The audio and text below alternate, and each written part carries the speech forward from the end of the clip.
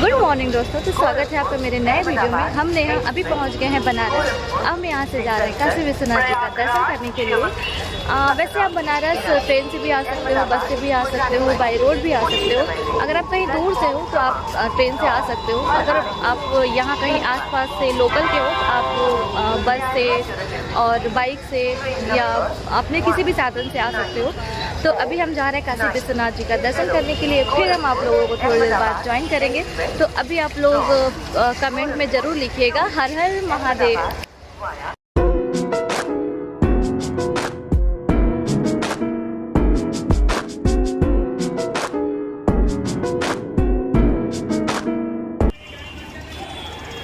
हर हर महादेव, हर हर महादेव। तो अभी आप लोग देखिए, हम दशाश्वमेध घाट पर आ गए हैं। यहाँ पर बहुत ज़्यादा भीड़ है, काफ़ी सारे लोग आए हैं यहाँ पर स्नान करने के लिए। आप लोग देख सकते हैं मेरे पीछे कितना ज़्यादा भीड़ है। तो अभी हम जा रहे हैं, हम भी जा रहे हैं स्नान करने। स्नान करने के बाद फिर हम आप लोगों से बात करेंगे।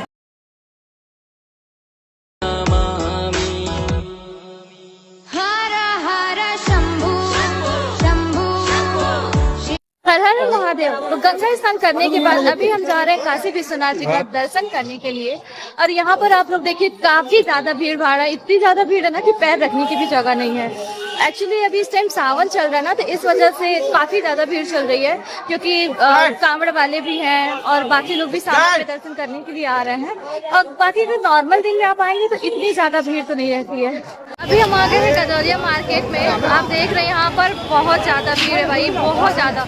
इतनी ज़्यादा भीड़ है ना कि पैर रखने की भी जगह नहीं है। आप कॉरिडोर से दर्शन तो करो ही, लेकिन एक बार यहाँ की भीड़ भाड़ से आप जरूर दर्शन करो। क्योंकि यहाँ की भीड़ भाड़ से दर्शन करने में जो मज़ा है वो कॉरिडोर से दर्शन करने में नहीं, क्या मज़ा है।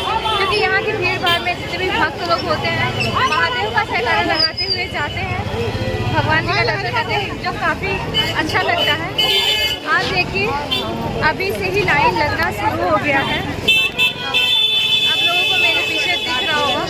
यहीं से लाइन लगना शुरू हो गया, काफ़ी लंबी लाइन लग रही है। दो चीज़ है, या तो आप ऐसे नॉर्मल लगा करके दर्शन कर सकते हो या फिर वीआईपी तरीके से दर्शन कर सकते हो। अगर आप ऐसे नॉर्मल लाइन लगा कर दर्शन करते हो तो आपको बहुत टाइम लग जाएगा दर्शन करने में। लेकिन अगर वीआईपी तरीके से करते हो तो यहाँ पर जगह जगह पर काउंटर बना हुआ है। आप काउंटर से टिकट और आप जा करके दर्शन कर सकते हो। अगर आप असली भोलेनाथ के पास होगे तो आप लाइन लगा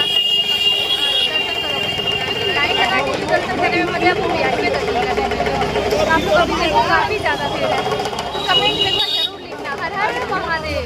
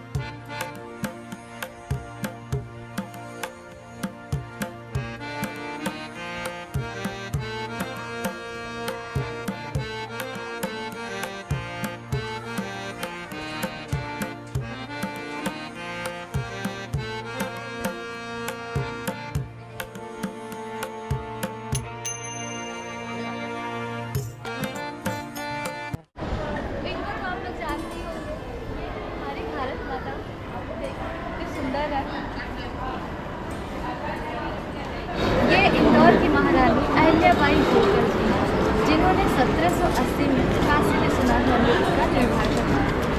ये बहुत बड़ी संस्था है, इन्होंने बहुत सारे शिव मंदिरों का निर्माण करवाया। तो आप तो देखिए इनकी बहुत बड़ी प्रतिमा यहाँ पर है।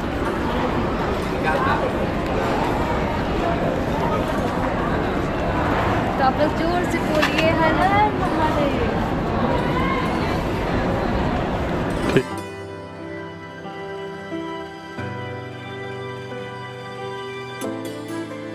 चलते हैं कॉरिडोर, आप लोगों को दिखाते हैं जो अभी नया बना हुआ है। हम उसका दर्शन आप लोगों को कराते हैं। ये वही कॉरिडोर है जिसका निर्माण 2019 में हमारे माननीय श्री प्रधानमंत्री नरेंद्र मोदी जी ने करवाया था। 2019 के पहले यहाँ पर छोटे छोटे घर हुआ करती थी, दुकानें हुआ करती थी, जिससे श्रद्धालुओं को दर्शन करने में काफ़ी दिक्कतें उठानी पड़ती थी। एक साथ बहुत सारे श्रद्धालु नहीं जा सकते थे, लेकिन जब से इस कॉरिडोर का निर्माण हुआ है तब से दर्शन करना बहुत ही ज़्यादा आसान हो गया है। तब से यहाँ पर काफ़ी ज़्यादा मात्रा में श्रद्धालु एक साथ दर्शन कर सकते हैं। यहाँ पर रोज़ 2 लाख श्रद्धालु आते हैं और अपना माथा टेकते हैं। आप ये देख सकते हैं ये कॉरिडोर कितना ज़्यादा भव्य, बड़ा और सुंदर बना हुआ है, और इस कॉरिडोर के बनने से मंदिर की खूबसूरती और भी ज़्यादा बढ़ गई है। आप देख सकते हैं।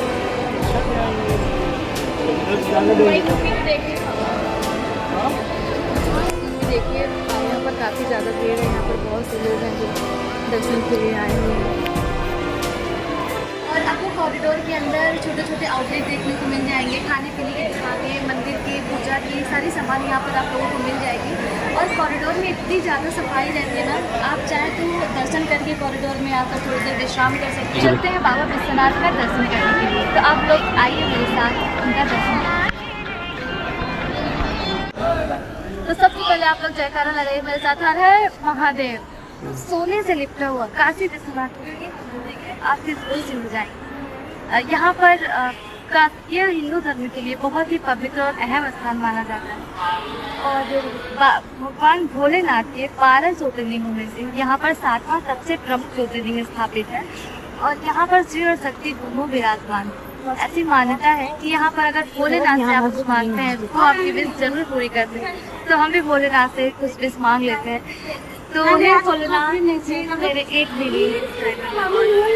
तो इस मंदिर के बारे में काफ़ी पुराना इतिहास प्रतीत है। ऐसा कहा जाता है कि औरंगजेब जो थे वो इस मंदिर इसलिए कि जो शिवलिंग स्थापित है उसको नष्ट करना चाहते थे, लेकिन इस मंदिर के पुजारी शिवलिंग ले करके एक कुआं में ही है जो अभी भी मंदिर के अंदर है। आप लोग अंदर जाना तो जरूर देखना कि वो शिवलिंग कुआं दोनों अभी भी है। और ऐसा कहा जाता है कि इस मंदिर को बहुत बार तोड़ा गया, लेकिन इंदौर की महारानी अहिल्याबाई होलकर जी और बहुत बड़ी सभा थी, बहुत सारे सुरंग का निर्माण करवाया था। ऐसा कहा जाता है कि अगर आप नंदी जी के कान में अपने विश कहते हैं तो वो महादेव तक उसको पहुंचा देते हैं। तो हम भी चलते हैं नंदी जी से अपनी विश कहते हैं।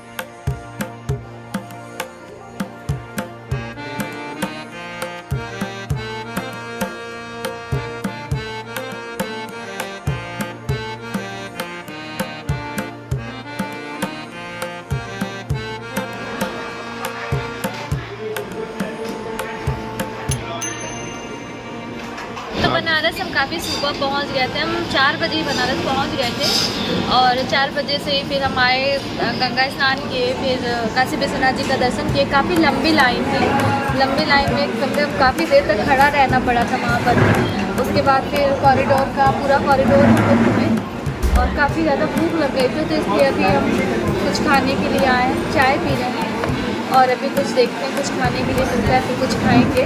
अभी हम कॉरिडोर में ही बैठे हैं। कॉरिडोर में खाने पीने की सारी चीज़ें, सारी व्यवस्था है, तो आप जब भी आओ तो यहाँ पर आप आकर के आराम कर सकते हो। आप अगर बिना कुछ खाए पिए आते हो तो यहाँ पर आकर के आप बैठ के कुछ खा पी सकते हो, नाश्ता। अभी हम खा रहे हैं साबूदाने की खिचड़ी। साबूदाने की खिचड़ी मंगाएं, काफ़ी टेस्टी है, इसका टेस्ट बहुत अच्छा है।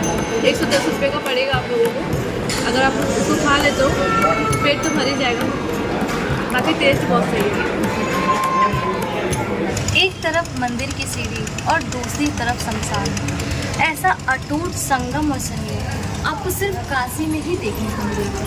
नॉर्मली लोग इस तरह की जगह को देखना पसंद नहीं करते, लेकिन काशी के लोगों को इन सब चीज़ों से बिल्कुल नहीं होता। यही तो है काशी की खूबसूरती। ऐसा इस चीज़ का अनुभव आपको सिर्फ यहीं पर मिल सकता है और कहीं नहीं मिल सकता। अभी हम मंदिर परिसर में ही बैठे हुए हैं और ये मंदिर परिसर से ही आपको ये घाट और बगल में मंदिर की जो सीढ़ी है वो दिख रहा है।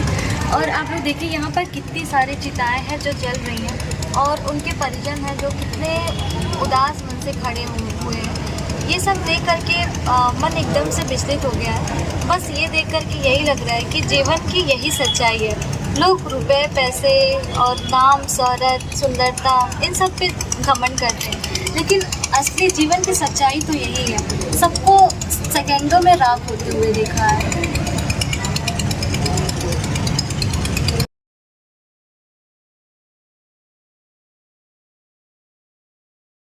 ये है बनारस का काशी करवट, जो अपने आधार से थोड़ा सा झुका हुआ है और इसका निर्माण अहिल्याबाई होलकर की जो दासी थी रत्नाबाई, उन्होंने करवाया था और उन्होंने अपने ही नाम पर यहाँ पर शिवलिंग भी स्थापित किया था, इसलिए उनका नाम रत्नेश्वर महादेव है।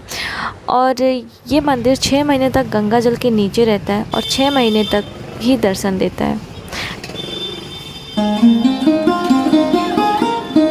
अभी हम आ गए हैं मणिकर्णिका घाट पे। अभी हम थोड़ी दूर आगे गए थे, वहाँ पर बहुत सारी लाशें जल रही थी। ये देखकर लगा कि जीवन की असली सच्चाई यही है। लोग रुपए, पैसे, नाम, शोहरत, अपने इन सब सारी चीज़ों पे इतना घमंड करते हैं। यहाँ पर सबको सेकंडों में जलते हुए देखा है। तो कहा जाता है अगर कोई व्यक्ति अपने जीवन के अंतिम समय में यहाँ पर आकर शांत होता है तो उसे मोक्ष की प्राप्ति होती है। और यहाँ पर आकर व्यक्ति अपने जीवन की सच्चाई से रूबरू होता है। लोग अपने रुपए, पैसे, नाम, शोहरत इन बाकी चीज़ों पे इतना घमंड करते हैं। यहाँ पर सबको सेकंडों में राख होते हुए देखा है। कि हम यहाँ पर मणिकर्णिका घाट के किनारे पे बैठे हैं। जब लोग मृत व्यक्ति का दाह संस्कार करके आते हैं तो यहाँ पर स्नान करते हैं। तो ये है काशी का मणिकर्णिका घाट, एक ऐसा घाट जहाँ पर लाशों के जलने का सिलसिला कभी नहीं थमता। यहाँ की चिता कभी शांत नहीं होती। पौराणिक कथाओं के अनुसार ऐसा कहा जाता है कि एक बार माता पार्वती यहाँ पर स्नान करने के लिए आई थी और उनके कान का कुंडल यहाँ गुम हो गया। तो वहाँ पर उस टाइम 7 ब्राह्मण उपस्थित थे। महादेव जी ने उन लोगों से उनके कान का कुंडल ढूंढने को कहा। उन ब्राह्मणों को वो कुंडल मिल तो गए थे, लेकिन उन लोगों ने महादेव से झूठ बोला कि उन्हें वो नहीं मिले हैं। इस पे महादेव जी को बहुत ज़्यादा क्रोध आया और उन्हें श्राप दे दिया। बोले, जाओ तुम चांडाल बन जाओ और लोगों को जलाने का कार्य संभालो। तब से लेकर आज तक वही डोम लोगों को जलाने का कार्य संभाल रहे हैं और आज भी चिता को 5 लकड़ियाँ डोम का राजा ही देता है।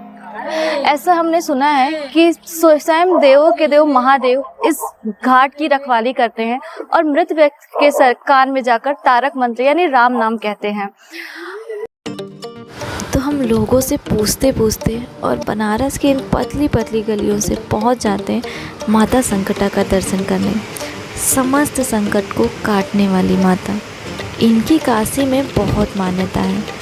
भगवान श्री कृष्ण स्वयं पांडवों को दर्शन कराने के लिए यहाँ पर लेकर आए थे। जब पांडवों को महाभारत के पहले अज्ञातवास हुआ था, उस संकट को काटने के लिए भगवान श्री कृष्ण स्वयं उनको यहाँ लेकर के आए थे। इस मंदिर में भीड़ बहुत कम होती है, लेकिन शांति बहुत ज़्यादा रहती है। यहाँ पर एक बहुत बड़ा सा नगाड़ा रखा है। ऐसी मान्यता है कि दर्शन करने के बाद उस नगाड़े को बजाया जाता है।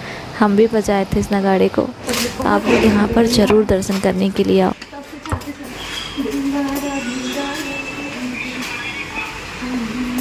महादेव महादेव महादेव। तो अभी हम माता संकटा का दर्शन कर लिए। माता संकटा का दर्शन बहुत ही अच्छे तरीके से हो गया है। अब हम यहाँ से जा रहे हैं काल भैरव का दर्शन करने के लिए। तो ये है काल भैरव का मंदिर। काल भैरव यानी जो काशी के कोतवाल हैं, रक्षक। काल भैरव भगवान शिव के शरीर से प्रकट हुए हैं और उनका रुद्र रूप माने जाते हैं। उनका रंग कोयले से भी काला है और उनका वाहन है कुत्ता।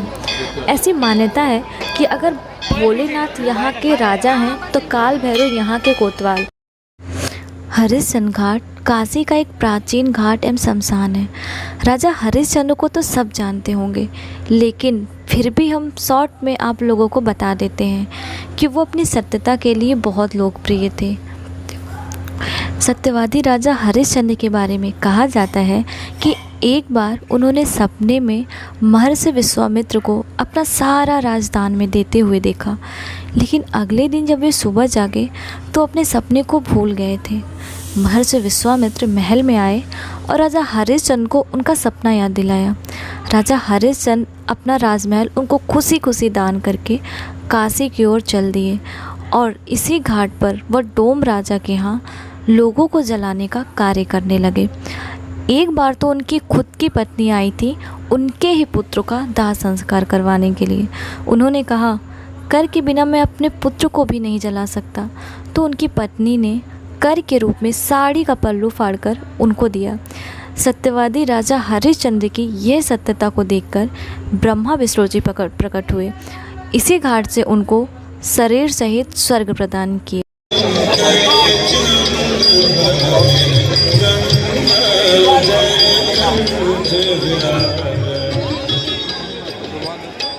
घाट पे आ गए हैं। पौराणिक कथाओं के अनुसार ऐसा कहा जाता है कि एक बार माँ दुर्गा शुंभ निशुंभ नामक 2 राक्षसों का वध करके यहाँ दुर्गा कुंड में विश्राम कर रही थी, तो उनके हाथ से तलवार छूट के नीचे गिर गया और वो 2 टुकड़ों में विभक्त हो गया और वहाँ से एक नदी का निर्माण हुआ। तब से इसका नाम अस्सी घाट पड़ गया।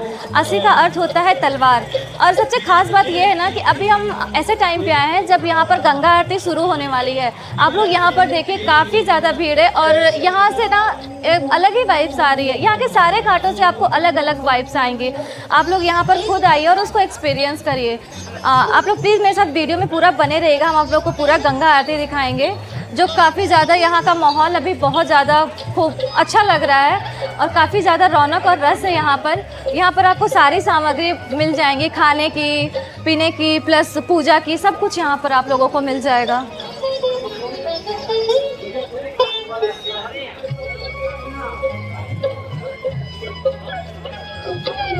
काशी में पूरे दिन कोई कहीं भी रहे, लेकिन शाम होते ही सब एक जगह इकट्ठा हो जाते हैं और वो है गंगा घाट, गंगा मैया की आरती देखने के लिए।